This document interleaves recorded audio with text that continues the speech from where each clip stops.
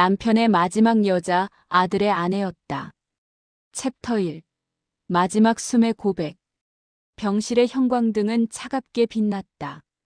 정희는 남편 영수의 침대 옆 플라스틱 의자에 앉아 그의 거친 숨소리를 듣고 있었다. 산소 호흡기가 규칙적으로 쉬익, 쉬익 소리를 냈다. 70대 중반의 나이, 50년을 함께 산 부부. 이제 그 시간이 끝나가고 있었다. 여보. 영수의 목소리가 가늘게 흘러나왔다. 정희는 고개를 들었다. 남편의 눈은 반쯤 감겨 있었지만 그 안에 무언가 절박한 것이 담겨 있었다. 왜 그래요? 불편해요? 정희가 물었다. 영수는 천천히 고개를 저었다. 그리고는 떨리는 손으로 정희의 손을 붙잡았다. 그의 손은 뼈만 앙상하게 남아 차가웠다. 미안해. 무슨 소리예요? 당신 잘못 없어요. 아니야, 미안해. 마지막에 여자가 하나 있었어. 순간 병실 안의 공기가 얼어붙는 것 같았다. 정희는 남편의 손을 놓지 않았다. 놓을 수가 없었다. 분노가 치밀어 오르기보다는 이상하게도 허탈함이 먼저 왔다. 50년을 함께 살아온 남자가 죽기 직전에 고백하는 불륜. 이제 와서 무슨 의미가 있을까? 그래요, 그럴 줄 알았어요. 정희는 담담하게 말했다. 사실 완전히 몰랐던 건 아니었다. 남편의 늦은 귀가 설명되지 않는 돈의 흐름, 가끔씩 보이던 딴 생각에 잠긴 표정들. 다만 묻지 않았을 뿐이었다.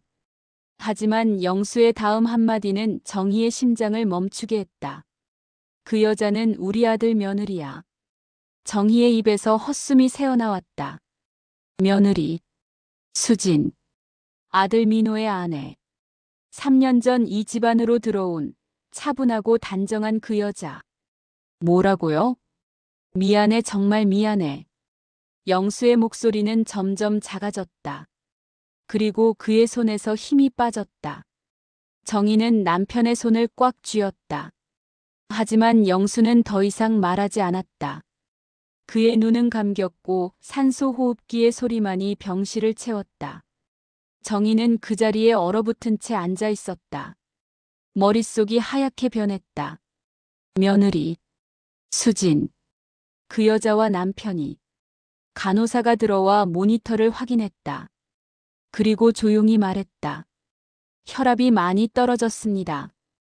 가족분들 부르시는 게 좋겠습니다. 정희는 떨리는 손으로 휴대폰을 꺼내 아들에게 전화를 걸었다. 그리고 며느리 수진에게도. 1시간 후 영수는 숨을 거뒀다.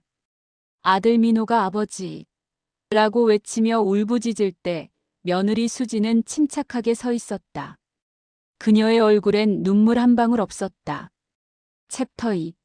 장례식장의 낯선 시선. 장례식장은 국화향으로 가득했다. 검은 리본과 하얀 국화가 놓인 영정 속에서 영수는 미소 짓고 있었다. 10년 전에 찍은 사진이었다. 아직 건강했을 때의 모습. 정희는 상주로서 조문객들에게 고개를 숙였다. 80에 가까운 나이에도 허리를 곧게 펴고 예를 다했다. 하지만 그녀의 시선은 자꾸만 며느리 수진에게로 향했다. 수진은 검은 상복을 입고 정희 옆에 서 있었다. 그녀는 36, 정희보다 40살 가까이 어렸다. 긴 머리를 단정하게 묶었고 화장은 옅었지만 정돈되어 있었다. 조문객들에게 고개 숙이는 그녀의 모습은 흐트러짐이 없었다. 너무 침착했다. 시아버지의 죽음 앞에서 며느리치곤 지나치게. 고인의 명복을 빕니다. 조문객 하나가 정희 앞에 섰다. 정희는 고개를 숙였다. 그리고 고개를 들었을 때 수진이 영정을 바라보는 모습이 눈에 들어왔다. 그 눈빛. 애도가 아니었다. 슬픔도 아니었다. 오히려 이별을 고하는 것 같은 무언가를 마무리하는 듯한 시선이었다. 마치 연인에게 보내는 마지막 인사처럼. 정희는 소름이 돋았다. 남편의 마지막 고백이 거짓이 아니었다는 걸 그 순간 확신했다. 밤이 되었다. 조문객들이 돌아가고 아들 민호는 잠시 휴게실에서 쉬고 있었다. 장례식장 안은 고요했다. 정희는 영정 앞에 홀로 앉아 있었다. 그리고 가방 속에서 남편의 휴대폰을 꺼냈다. 병원에서 가져온 것이었다. 비밀번호는 알고 있었다. 결혼기념일 4자리. 화면이 켜졌다. 정희의 손가락이 떨렸다. 메시지 앱을 눌렀다. 챕터 3. 삭제되지 않은 메시지. 대부분의 메시지는 삭제되어 있었다. 아들과의 대화, 정희와의 대화, 그리고 몇몇 지인들과의 대화만 남아 있었다. 하지만 하나. 저장 이름이 단순히 S로 된 대화 하나가 남아 있었다. 정희는 그 대화방을 눌렀다. 손이 너무 떨려서 2번이나 잘못 눌렀다. 대화가 펼쳐졌다. 오늘도 당신 생각뿐이에요. 나도 그래. 보고 싶어. 언제 다시 만날 수 있어요? 내일 병원에 오면 돼. 정희는 오후에 집에 간다고 했어. 알겠어요. 그럼 내일 뵐게요. 정희는 날짜를 확인했다. 2달 전이었다. 영수가 병원에 입원한 지 1달쯤 되었을 때였다. 계속 스크롤을 내렸다. 오늘은 조금 아프셨어요. 제가 손 잡아드렸더니 좋아하셨어요. 고마워. 내가 있으니 숨 쉬는 게 덜 괴롭다. 다 끝나면 약속 지켜줄 거예요? 물론이지. 내가 언제 거짓말했어. 정희는 휴대폰을 떨어뜨릴 뻔했다. 가슴이 조여들었다. 이건 단순한 불륜이 아니었다. 무언가 약속이 있었다. 거래가 있었다. 더 올라가 보았다. 메시지는 3달 전부터 시작되었다. 정확히 며느리 수진이 시아버지 간병을 자원하고 나선 그때부터. 어머님이 많이 힘들어 보이세요. 제가 간병 도와드릴게요. 당시 수진은 그렇게 말했다. 정희는 고맙다고 했다. 며느리가 시아버지를 정성껏 돌봐주는 게 대견했다. 하지만 지금 이 메시지들을 보니 그 모든 것이 다르게 보였다. 오늘 처음 손잡았어요. 떨렸어요. 나도 그랬어. 내 손이 따뜻하더라. 이러면 안 되는데 알면서도 멈출 수가 없어요. 미안해. 하지만 난 진심이야. 정희는 휴대폰 화면을 꺼버렸다. 더 이상 볼 수 없었다. 구역질이 났다. 남편과 며느리. 70대 노인과 30대 젊은 여자. 어떻게 이런 일이. 정희는 영정 사진을 바라봤다. 웃고 있는 남편의 얼굴. 50년을 함께 살았다고 믿었던 그 사람. 당신 대체 왜 그런 거예요? 정희의 목소리는 떨렸다.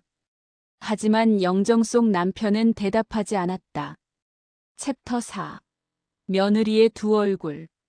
다음 날 아침 정희는 수진을 따로 불렀다. 장례식장 밖의 작은 정원. 아무도 없는 곳이었다. 며느리. 네, 어머님. 수진은 차분하게 대답했다. 그녀의 표정엔 여전히 아무것도 드러나지 않았다. 영수 아버지 병원에서 많이 돌봐줬지? 네. 제가 할 수 있는 건 다 했어요.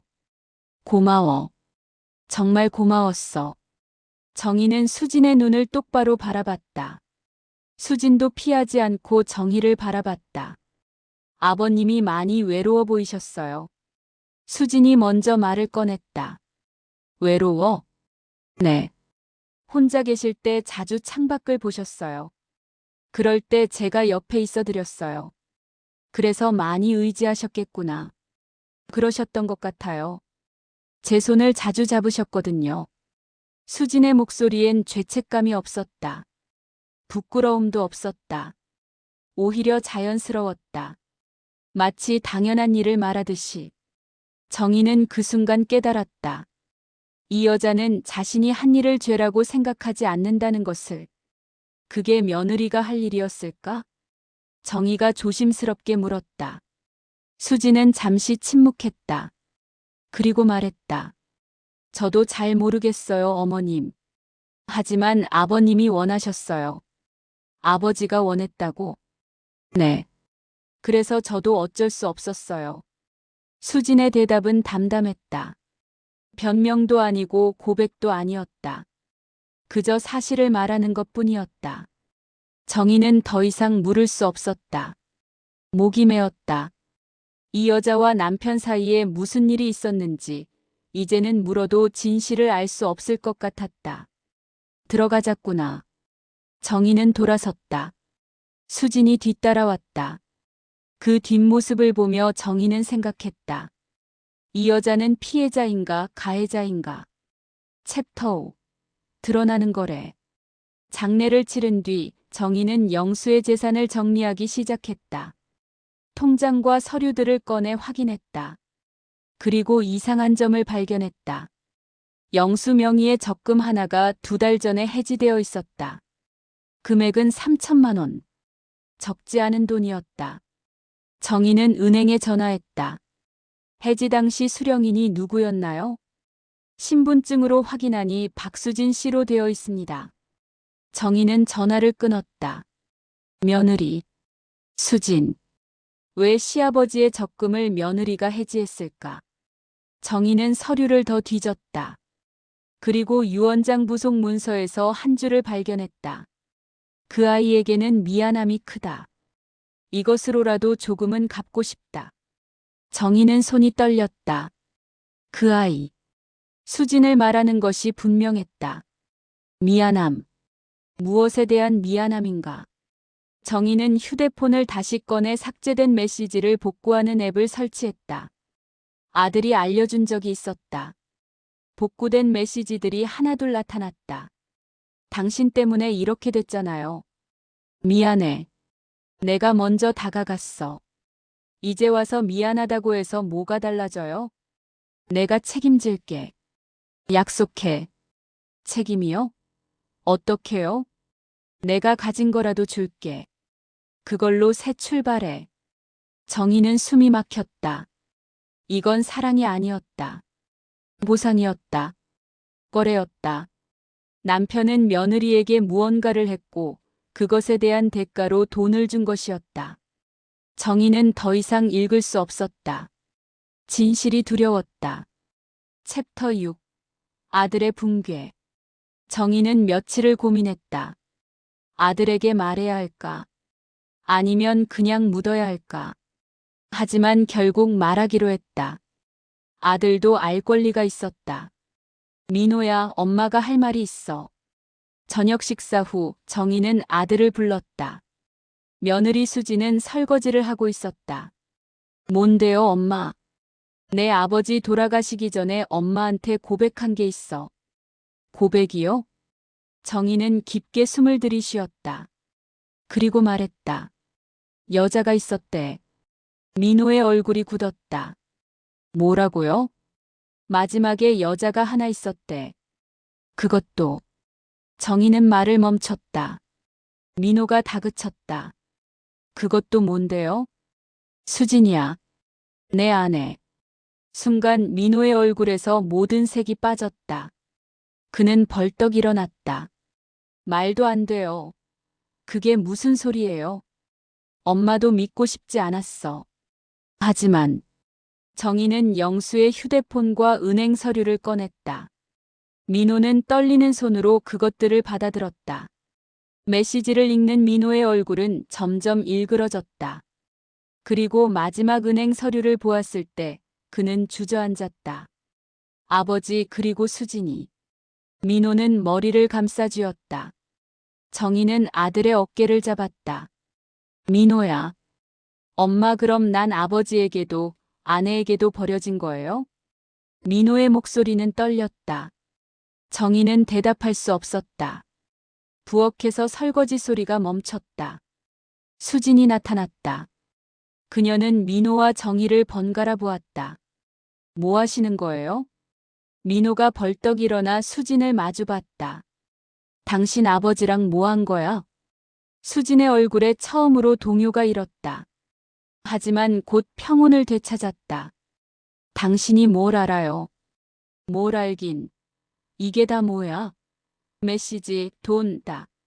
민호가 서류를 내밀었다. 수지는 그것을 보더니 한숨을 쉬었다. 알게 됐군요. 민호는 머리를 감싸쥐고 거실 바닥에 주저앉았다. 정희는 아들의 곁에 앉아 등을 쓰다듬었다. 하지만 어떤 말로도 위로가 되지 않을 것 같았다. 엄마 전 어떻게 해야 돼요? 민호의 목소리는 떨렸다. 정희는 대답할 수 없었다. 자신도 무너지고 있었기 때문이다. 그날 밤 민호는 집을 나갔다. 수진과 같은 공간에 있을 수 없다고 했다. 정희는 말리지 않았다.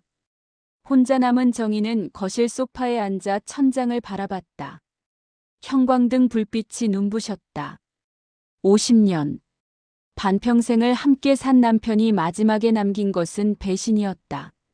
그것도 가장 가까운 사람, 며느리와의 불륜이라는 최악의 배신. 왜 그랬어요? 정희는 혼잣말을 했다. 대답은 돌아오지 않았다. 문득 수진이 한 말이 떠올랐다. 아버님이 외로워 보이셨어요. 외로움. 정희는 그 단어를 곱씹었다. 정말 영수는 외로웠을까? 아니면 그것은 변명일까? 정희는 결혼 생활을 되돌아봤다. 처음 만났을 때 영수는 26, 정희는 24이었다. 중매로 만났다. 서로를 사랑해서 결혼한 것은 아니었다. 그냥 적당한 나이에 적당한 조건으로 만나 결혼했다. 결혼 초반엔 그래도 서로를 알아가려 노력했다. 데이트도 하고 대화도 나눴다. 하지만 아들이 태어나고 시간이 지나면서 그런 노력들은 사라졌다. 영수는 일에 매달렸다. 가족을 위해서라고 했지만 집에 있는 시간은 점점 줄어들었다.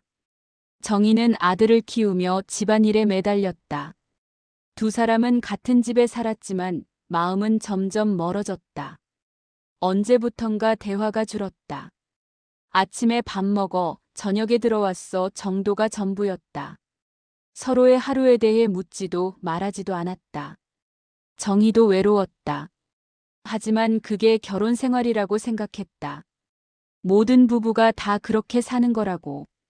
사랑은 시간이 지나면 식는 거라고. 하지만 영수는 달랐나 보다. 그는 외로움을 견디지 못했다. 그래서 다른 여자를, 그것도 며느리를 선택했다. 나는 뭐였던 걸까요? 정희는 눈물을 흘렸다. 50년이라는 시간이 한순간에 무너지는 기분이었다. 다음 날 아침 수진이 주방에 나타났다. 그녀는 여전히 차분했다. 아침 식사 준비를 하고 있었다. 어머님 진지 드세요. 정희는 식탁에 앉았다. 밥과 국, 반찬이 차려져 있었다. 평소와 똑같은 아침 식탁이었다. 하지만 아무것도 먹을 수 없었다. 목이 메었다. 며느리. 네, 어머님. 언제부터였어? 수지는 국자를 내려놓았다. 그리고 정의 맞은편에 앉았다. 정확히는 3달 전부터요. 어떻게 그럴 수 있었어? 정희의 목소리는 떨렸다. 수지는 고개를 숙였다. 저도 처음엔 말도 안 된다고 생각했어요. 시아버지잖아요. 제 남편의 아버지. 그런데 왜? 아버님이 너무 간절하셨어요. 수진이 고개를 들었다. 그녀의 눈엔 눈물이 고여 있었다. 병실에서 아버님 손을 잡아드렸을 때 아버님이 우셨어요. 70이 넘은 노인이 며느리 앞에서 눈물을 흘리셨어요. 정희는 숨을 죽였다. 뭐라고 하셨는데? 평생 사랑이 뭔지 몰랐다고. 의무로만 살았다고. 죽기 전에 한 번만이라도 진짜 사랑을 느끼고 싶다고. 정희는 가슴이 무너지는 것 같았다. 남편이 그런 마음을 품고 살았다는 게 믿기지 않았다. 그래서 당신이 그 사랑을 준 거야? 아니에요. 전 사랑을 준 게 아니에요. 수진이 고개를 저었다. 전 그냥 아버님이 외롭지 않게 옆에 있어 드렸을 뿐이에요. 손 잡아드리고 이야기 들어드리고 그게 전부였어요. 메시지는? 그 메시지들은 뭐야? 아버님이 보내신 거예요. 전 거의 답장 안 했어요. 어떻게 답해야 할지 몰랐거든요. 정희는 휴대폰을 다시 꺼내 메시지를 확인했다. 정말로 대부분은 영수가 보낸 것이었다. 수진의 답장은 짧고 간결했다. 그럼 돈은? 아버님이 주신 거예요. 받고 싶지 않았지만 거절하면 더 마음 아파하실 것 같아서. 수진은 말을 잇지 못했다. 정희는 며느리를 바라봤다. 이 여자는 정말 피해자일까? 아니면 교묘한 가해자일까? 여전히 알 수 없었다. 민호는 어떻게 할 거야? 모르겠어요. 아마 저한테 이혼하자고 할 것 같아요. 당신은? 저도 그게 맞다고 생각해요. 수지는 담담하게 말했다. 정희는 더 이상 물을 수 없었다. 챕터 7. 며느리의 고백. 사흘 후 민호가 집에 돌아왔다. 그는 수진을 불렀다. 정희도 함께 거실에 모였다. 수진은 소파에 앉았다. 민호와 정희는 그녀를 마주봤다. 말해요. 대체 무슨 일이 있었던 거예요? 민호가 다그쳤다. 수진은 잠시 침묵하다가 입을 열었다. 어머님, 전 처음엔 거절했어요. 거절? 네. 아버님이 처음 제 손을 잡으셨을 때 전 뿌리쳤어요. 시아버지잖아요. 말도 안 되는 일이었어요. 수진의 목소리는 담담했다. 그런데 아버님이 그러셨어요. 죽기 전에 한 번만이라도 누군가에게 진심으로 사랑받고 싶다고. 그게 며느리한테 할 말이에요? 정희가 물었다. 수진은 고개를 저었다. 아니죠. 하지만 아버님은 외로우셨어요. 어머님은 아버님 옆에 계셨지만 아버님 마음엔 안 계셨어요. 정희는 할 말을 잃었다. 수진이 계속했다. 아버님은 자꾸 저한테 말씀하셨어요. 자기 인생에서 사랑이 뭔지 한 번도 느껴본 적이 없다고. 그냥 의무로 살았다고. 그래서 당신이 그 사랑을 준 거예요? 민호가 비웃듯 물었다. 수지는 민호를 똑바로 바라봤다. 당신도 마찬가지잖아요. 뭐? 당신도 저를 사랑한 적 없잖아요. 그냥 결혼했고 그냥 살고 있었던 거잖아요. 민호는 입을 다물었다. 수진의 말이 거짓이 아니었기 때문이다. 아버님은 저한테 진심이었어요. 처음으로 누군가가 저를 진심으로 원했어요. 그게 나쁜 건 알았지만 전 거부할 수가 없었어요. 수지는 처음으로 눈물을 흘렸다. 하지만 목소리는 여전히 차분했다. 그리고 이미 돌이킬 수 없었어요. 아버님이 돌아가시고 나서야 깨달았어요. 제가 뭘 한 건지. 정희는 며느리를 바라봤다. 이 여자는 피해자인가 가해자인가. 여전히 알 수 없었다. 그 돈은 뭐예요? 민호가 물었다. 아버님이 주신 거예요. 새 출발하라고. 새 출발? 네. 이혼하고 떠나라고 하셨어요. 당신한테 미안하다고, 이건 자기 잘못이라고. 민호는 비틀거렸다. 정희가 그를 붙잡았다. 그래서 당신 떠날 거예요? 정희가 물었다. 수지는 고개를 끄덕였다. 네. 이미 짐은 쌌어요. 오늘 떠날 거예요. 어디로요? 몰라요. 그냥 멀리. 수지는 일어났다. 그리고 정희에게 고개를 숙였다. 어머님 죄송해요. 정말 죄송해요. 그리고 민호에게도. 당신한테도 미안해요. 수지는 그렇게 말하고 방으로 들어갔다. 잠시 후 캐리어를 끌고 나왔다. 수진 씨. 정희가 불렀다. 수진이 멈춰섰다. 내가 물어볼 게 하나 있어요. 네. 당신 영수 아버지 진짜 사랑했어요? 수지는 잠시 침묵했다. 그리고 대답했다. 모르겠어요. 사랑이 뭔지 저도 잘 모르겠어요. 그리고 그녀는 문을 열고 나갔다. 현관문이 닫히는 소리가 들렸다. 챕터 8. 남겨진 사람들의 선택. 수진이 떠난 뒤 집은 텅 비어버렸다. 민호는 며칠 동안 말을 하지 않았다. 출근도 하지 않고 방에만 틀어박혀 있었다. 정희는 아들을 걱정했다. 하지만 어떻게 위로해야 할지 몰랐다. 자신도 상처받았기 때문이다. 일주일 후 민호가 방에서 나왔다. 엄마. 응, 아들. 전 이혼할 거예요. 그래야겠지. 근데 아버지는 용서 못하겠어요. 민호의 목소리는 떨렸다. 아버지가 날 배신한 거잖아요. 내 아내를. 민호는 말을 잇지 못했다. 정희는 아들을 안았다. 엄마는 어때요? 엄마는 괜찮아요? 민호가 물었다. 정희는 씁쓸하게 웃었다. 괜찮을 리가 있겠니? 하지만 엄마는 내 아버지를 50년 알았어. 그 사람이 왜 그랬는지 조금은 알 것 같아. 왜요? 왜 그런 거예요? 외로웠나 봐. 엄마랑 같이 살면서도 혼자였나 봐. 정희는 창밖을 바라봤다. 엄마도 그랬어. 내 아버지 옆에 있었지만 마음은 멀리 있었지.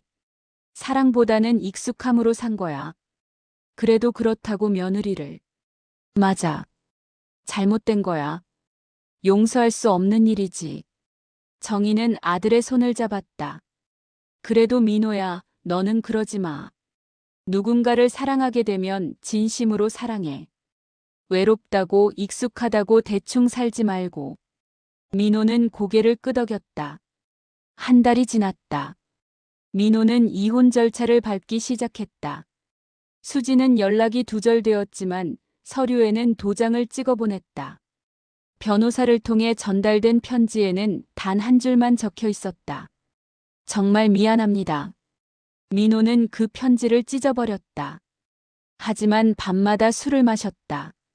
정희는 아들이 걱정되었지만 뭐라 말할 수 없었다. 자신도 매일 밤 잠을 이루지 못했기 때문이다. 어느 날 저녁 민호가 정희에게 물었다.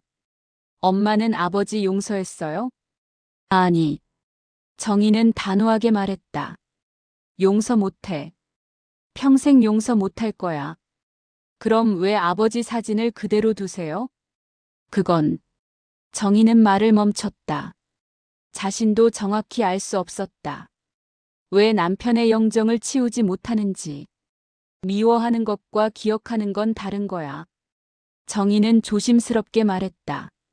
엄마는 내 아버지를 미워해. 배신한 것도 며느리를 선택한 것도 용서 못해.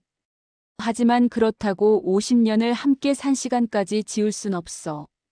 민호는 고개를 숙였다. 전 아버지 생각만 하면 화가 나요. 동시에 보고 싶기도 하고요. 그래, 그게 사람 마음이야. 정희는 아들의 어깨를 두드렸다. 미워하면서도 그리운 거. 그게 가족이야. 2달이 지났다. 민호의 이혼이 성립되었다. 수지는 서울을 떠났다고 했다. 어디로 갔는지는 아무도 몰랐다. 정희는 영수의 영정을 거실에 그대로 두었다. 아들은 치우라고 했지만 정희는 거절했다. 왜요? 엄마는 아버지 용서한 거예요? 아니, 용서 안 했어. 그럼 왜 사진을? 그래도 50년을 함께 산 사람이야. 미워하면서도 그리운 사람이야. 정희는 영정 사진을 바라봤다. 그리고 끝까지 당신 아내는 나였으니까. 밤이 되었다. 정희는 영정 앞에 앉아 혼잣말을 했다. 당신의 마지막 여자는 가족을 모두 무너뜨렸어요. 우리 아들도 며느리도 엄마도 다 망가졌어요. 영정 속 남편은 여전히 미소 짓고 있었다. 그런데도 엄마는 당신을 완전히 미워할 수가 없네요. 왜 그럴까요? 정희는 눈물을 닦았다. 아마도 엄마도 당신만큼 외로웠나 봐요. 함께 있었지만 혼자였던 거. 그게 우리의 결혼이었던 거. 정희는 오래된 앨범을 꺼냈다. 결혼식 사진, 신혼여행 사진, 아들이 태어났을 때 사진. 젊은 날의 영수와 정희가 그 안에 있었다. 우리도 처음엔 행복했잖아요. 정희는 결혼식 사진을 쓰다듬었다. 언제부터 이렇게 된 걸까요? 언제부터 우리는 남남이 된 걸까요? 사진 속의 영수는 정희를 바라보며 웃고 있었다. 정희도 행복한 표정이었다.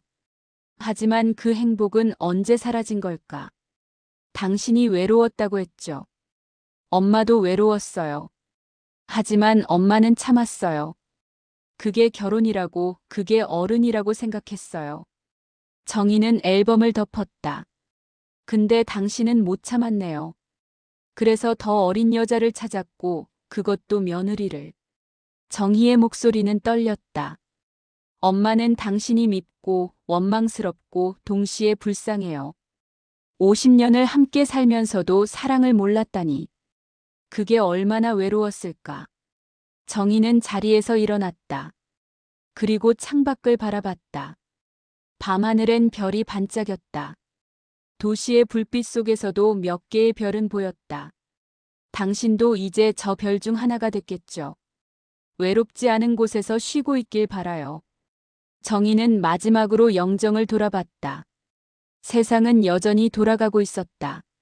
사람들은 웃고 울고 사랑하고 미워하고 있었다. 정희도 계속 살아갈 것이었다. 상처를 안고 후회를 안고 그리고 용서하지 못한 분노를 안고. 그것이 70대 노년의 삶이었다. 화려하지도 드라마틱하지도 않은 그저 쓸쓸하고 담담한 일상. 정희는 마지막으로 영정을 돌아봤다. 안녕, 여보. 이제 편히 쉬어요. 엄마는 엄마대로 살아볼게요. 그리고 불을 껐다. 어둠 속에서 영정 사진의 미소만이 희미하게 빛났다.